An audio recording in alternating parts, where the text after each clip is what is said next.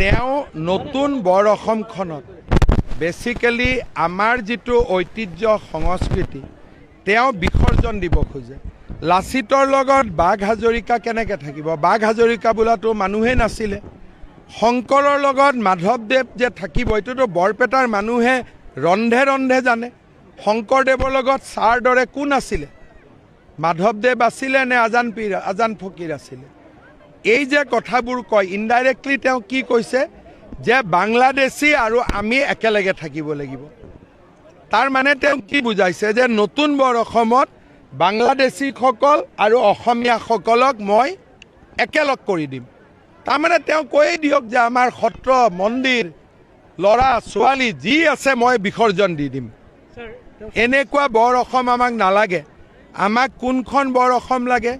যিখন স্বৰ্গদেউ চাওলুং চুকাফাই কৰিছিল, যিখন বৰ অসম মহাপুৰুষ শ্ৰীমন্ত শংকৰদেৱে কৰিছিল। গৌৰৱ গগৈয়ে কৰা বৰ অসমখন আমাক নালাগে।